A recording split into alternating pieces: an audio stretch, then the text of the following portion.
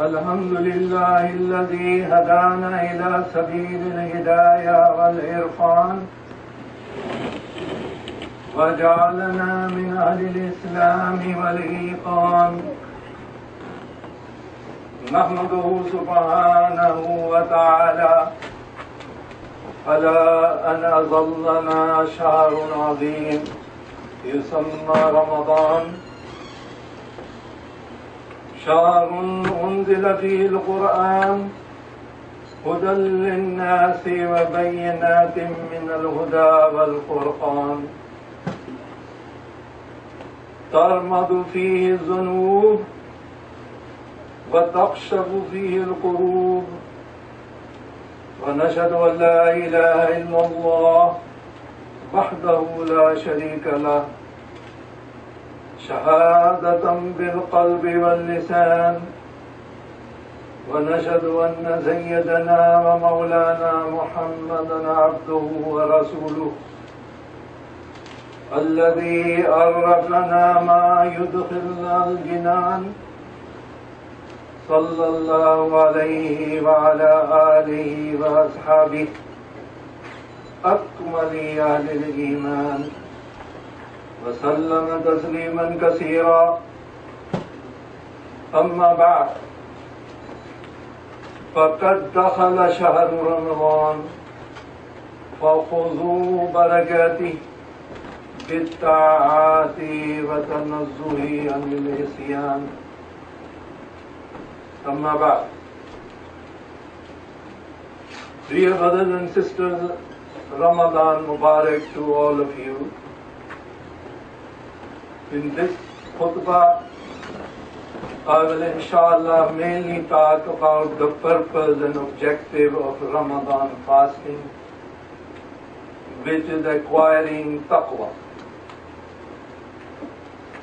I will also inshallah briefly comment on some current events, such as the anniversaries last week of the atomic bombings of Hiroshima and Nagasaki 65 years ago. The purpose of fasting is described by the Holy Quran itself when it says, يَا أَيُّهَا الَّذِينَ آمَنُوا كُتِبَ عَلَيْكُمُ الصِّيَامُ كَمَا كُتِبَ عَلَى الَّذِينَ مِنْ قَبْلِكُمْ لَعَلَّكُمْ تَتَّقُونَ. O believers, fasting is prescribed for you as it was prescribed for those before you, so that you may acquire taqwa. Taqwa is also a condition for the acceptance of our good deeds, including fasting. As Allah Azza wa Jal has stated, إِنَّمَا يَتَقَبَّلُ اللَّهُ مِنَ الْمُتَّقِينَ. Surely Allah accepts only from those who have taqwa.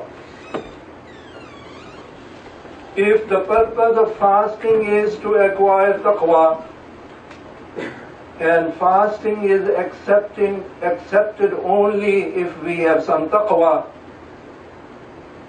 then should we not ask ourselves, what is taqwa?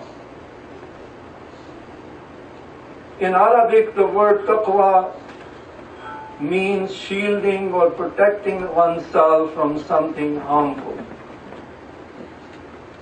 This is the meaning assumed by Sayyidina Umar radiyallahu ta'ala an when he reportedly said, a person with taqwa is like a person walking with caution on a thorny road. The way he would take care to save his clothes from getting entangled in the thorns, so is a person with taqwa, conscious of the consequences of every action he takes. The harm from which we need protection can come to a person both in this world and in the hereafter. Taqwa covers both types of harm, but protection from harm in the hereafter is to be given much higher priority, because the harm that can come in the akhirah is very much greater than the harm that can come in this world. Islam gives us the best way of protecting ourselves in the two worlds. So taqwa can also be understood as carefully following the guidance of Islam. Taqwa also implies some fear of the source of harm. This fear moves us to protect ourselves, as for example when we see a big snake or lion coming towards us. Since the source of everything is Allah, taqwa implies fear of Allah. So Sayyidina Ali radiyallahu ta'ala is reported to have said, taqwa means fearing Allah, acting in accordance with the Quran, contentment with whatever little you have, and preparing for the day of departure. Normally when we fear something, we run away from it. But fear of Allah should make us move towards Him. This is because there is no place to run away from Allah. And also because when we move towards Allah, He never leads us to harm, but takes us in His mercy, as He says in His glorious book, وَاتَّقُوا اللَّهَ لَعَلَّكُمْ تُرْحَمُونَ. Have taqwa, fear Allah, so that you may be received in mercy. Thus, taqwa also means turning towards the merciful Allah and being close to Him. These and other implications of taqwa are brought out in several verses in the Holy Quran, which tell us the characteristics of muttaqun, those who have taqwa. Thus we read in the book of Allah, وَسَيُجَنَّبُهَا الْأَتْقَى الَّذِي يُؤْتِي مَالَهُ يَتَزَكَّى وَمَا لِأَحَدٍ عِندَهُ مِنْ نِعْمَةٍ تُجْزَى إِلَّا ابْتِغَاءَ وَجْهِ رَبِّهِ الْأَعْلَى وَلَسَوْفَ يَرْضَى. But the one with taqwa will avoid the fire of hell. This one with the taqwa is he who gives his wealth to purify himself. And he does not give his wealth because someone has done him a favor to be repaid, but he gives only seeking the face of his Lord Most High, and is going to be pleased. From these verses we learn that one of the characteristics of muttaqun is that they give sadaqah with no other motive than to please Allah, and as a result Allah will be pleased with them and they will be pleased with Him. In another verse we read, يَا أَيُّهَا الَّذِينَ آمَنُوا اتَّقُوا اللَّهَ وَابْتَغُوا إِلَيْهِ الْوَسِيلَةَ وَجَاهِدُوا فِي سَبِيلِهِ لَعَلَّكُمْ تُفْلِحُونَ.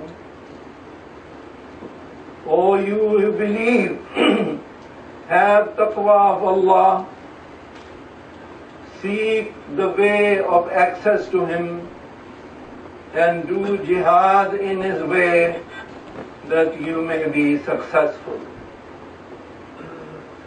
This verse tells us that taqwa requires us to move towards Allah, that is, develop a relationship with Him, ta'alluq, and to do jihad in His way.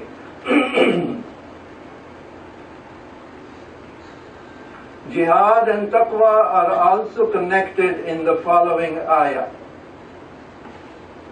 لا يستأذنك الذين يؤمنون بالله واليوم الآخر أن يجاهدوا بأموالهم وأنفسهم والله عليم بالمتقين. Those who believe in Allah and the last day do not ask you, O Prophet, for exemption from jihad with their wealth and persons. And Allah knows well the muttaqeen.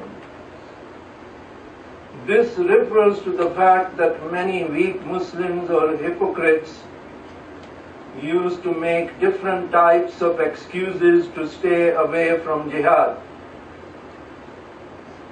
Here Allah is saying that muttaqoon do not make such excuses because they believe in Allah and the hereafter.